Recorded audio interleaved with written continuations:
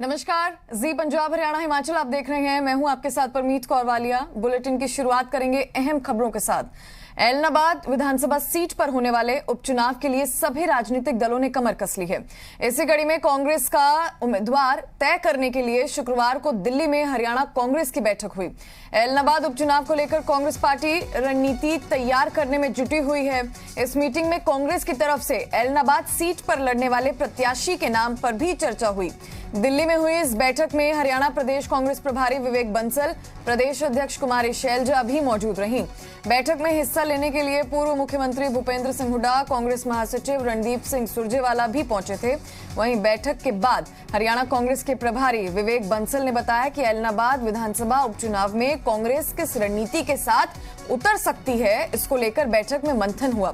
कांग्रेस ने प्रत्याशियों को आने वाली 4 तारीख तक आवेदन करने की तारीख तय की है।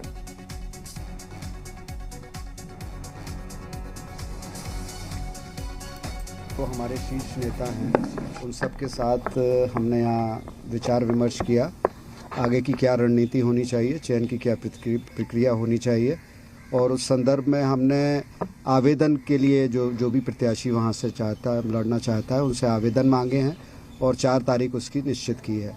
तो उसके बाद जैसे ही हमें वो प्राप्त होंगे, उस पर हम ख़ास तौर से प्रदेश अध्यक्ष जी और हमारे जो सीएलपी के नेता हैं आदरणीय हुड्डा जी, हम तीनों बैठेंगे और उस पर आम सहमति से उसका चयन होगा। तो चलिए सीधा आपको ले चलते हैं। प्रधानमंत्री नरेंद्र मोदी राजघाट पहुंच गए हैं क्योंकि आज गांधी जयंती है और इसी मौके पर प्रधानमंत्री नरेंद्र मोदी की तस्वीरें राजघाट पहुंचे हैं, श्रद्धा सुमन अर्पित किए जा रहे हैं।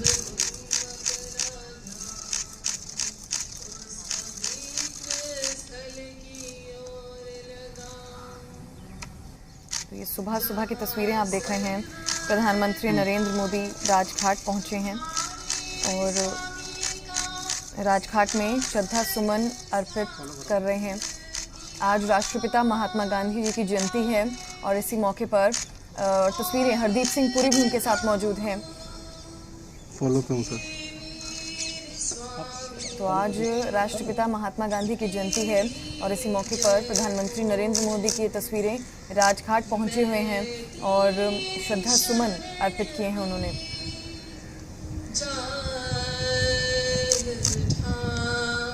हरदीप सिंह पुरी भी उनके साथ मौजूद हैं और ये सुबह की तस्वीरें, इस वक्त की बड़ी खबर राजघाट से सुबह की लाइव तस्वीरें आपको दिखा रहे हैं प्रधानमंत्री नरेंद्र मोदी की, जहां पर उन्होंने राष्ट्रपिता महात्मा गांधी जी की श्रद्धांजलि पर श्रद्धा सुमन अर्पित किए।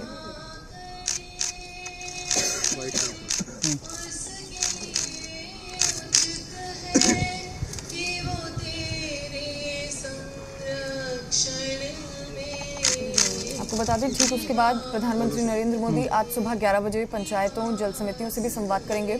आज का उनका कार्यक्रम रहने वाला है, लेकिन ये सुबह की तस्वीरें हम आपको दिखा रहे हैं। प्रधानमंत्री नरेंद्र मोदी ने राष्ट्रपिता महात्मा गांधी की श्रद्धांजलि पर श्रद्धा सुमन अर्पित किए, उनको नमन किया। राजघाट में पीएम मोदी ने राष्ट्रपिता महात्मा गांधी की श्रद्धांजलि पर श्रद्धा सुमन अर्पित किए।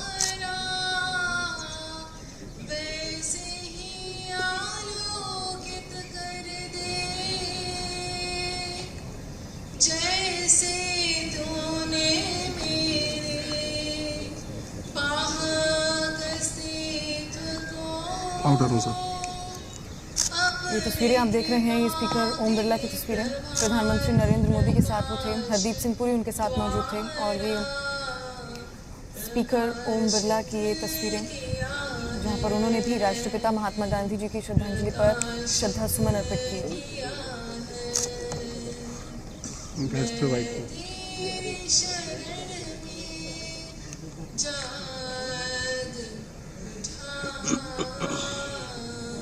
ये राजघाट से सीधी लाइव तस्वीरें हम आपको दिखा रहे हैं, जहां पर सत्संग का आयोजन चल रहा है।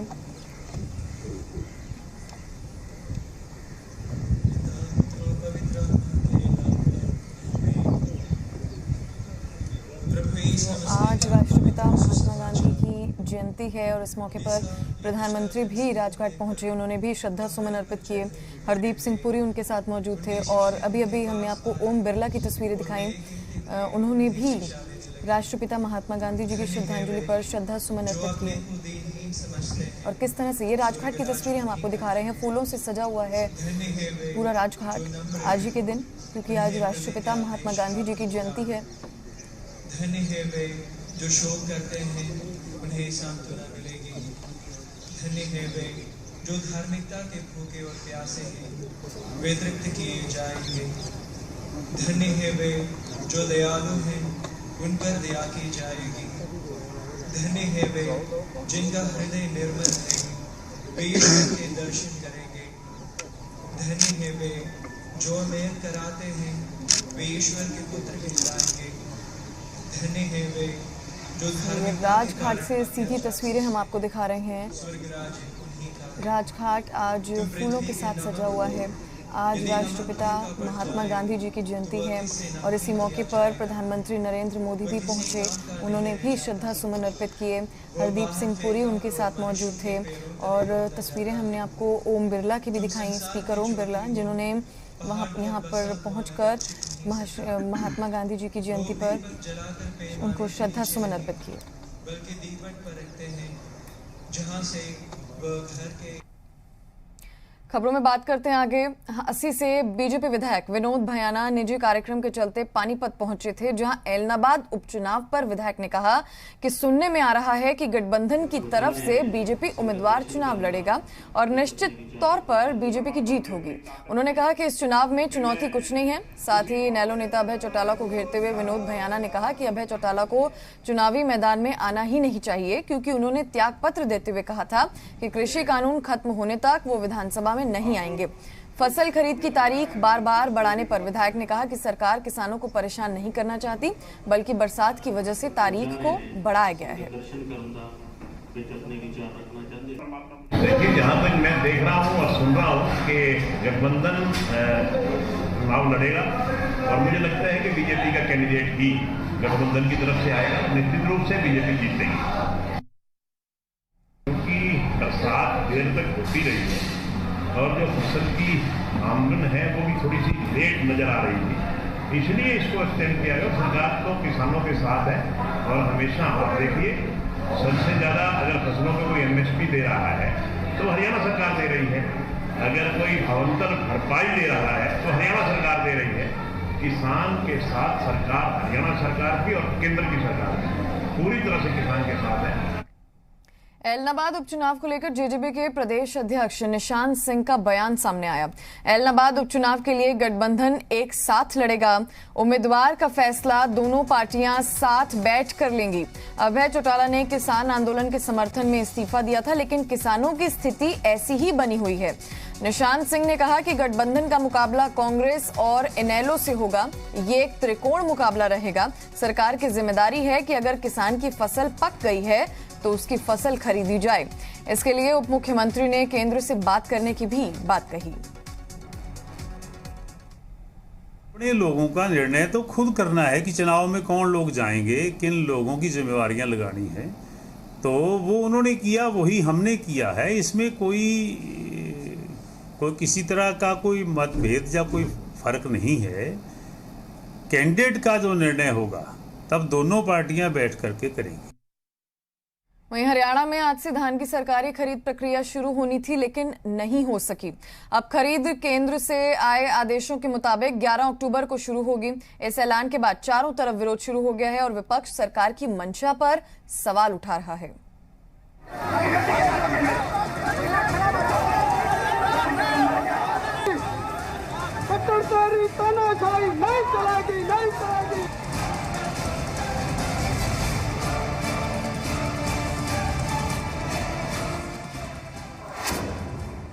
मंडियों में पहुंचा धान,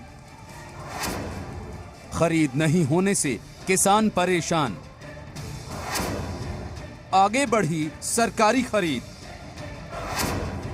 क्या टूट रही किसानों की उम्मीद? विपक्ष ने सरकार पर उठाए सवाल। हरियाणा में धान खरीद पर बवाल। हरियाणा में पिछले कई दिनों से किसान धान खरीद शुरू होने का इंतजार कर रहे हैं, लेकिन सभी तैयारियों के बावजूद किसानों की फसल खरीद की प्रक्रिया शुरू नहीं हो सकी। रातों रात आए केंद्र के निर्देशों के बाद खरीद की तारीख आगे बढ़ गई है। किसानों को मंडी में फसल लाने का मैसेज भी मिल गया था, जिसके बाद अब किसान ज्यादा खफा नजर आ रहे हैं। मैसेज भी भेजे सभी पे सामान मतलब अपना धान लिया हो। ये बस 1 तारीख आएगी, धान आ गया, आप कहने का 11 तारीख को आई हो। बताओ कहाँ क्या करें, कहाँ ले जाएं इतनी धान। किसान अपना माल लेके आ गया, आज मंडी पूरी भर गई है। रात को पता लग गया भाई खरीद 11 तारीख से हो। ये तो बहुत गलत किया है किसानों के साथ, आड़तियों के साथ भी, किसानों के साथ भी बहुत गलत किया सरकार ने। अंबाला, कैथल और सिरसा समेत पूरे हरियाणा में किसानों ने सरकार के फैसले का विरोध करना शुरू कर दिया है। हालांकि सिरसा अनाज मंडी में भी धान की आवक शुरू नहीं हुई है। अब सरकार 11 अक्टूबर से फसल खरीद की बात कह रही है। किसानों का ये कहना है कि अगर सरकार जल्द खरीद शुरू नहीं करती है तो हमें मजबूरन सड़कों पर उतरना होगा।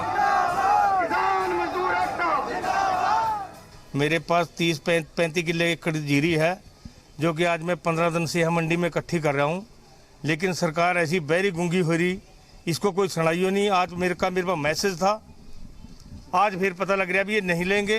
परसों से बैठे हैं घेर के उरे, कोई पढ़ाई नहीं शुरू हुई। किसानों का विरोध लगातार जारी है। झज्जर के नेहरू महाविद्यालय पहुंचे उप मुख्यमंत्री दुष्यंत चौटाला के खिलाफ किसानों ने प्रदर्शन किया, जहां सुरक्षा बलों को वाटर कैनन का इस्तेमाल करना पड़ा। सरकार की तरफ से धान में नमी होने की बात कहकर सरकारी खरीद की तारीख आगे बढ़ाई गई है। सत्ताधारी दल सरकार के फैसले का समर्थन करते हुए कह रहे हैं कि इस वक्त पर खरीद करने से किसानों का ही नुकसान होगा, तो वहीं विपक्ष इस पर एक बार फिर से सरकार की मंशा को लेकर सवाल उठा रहा है।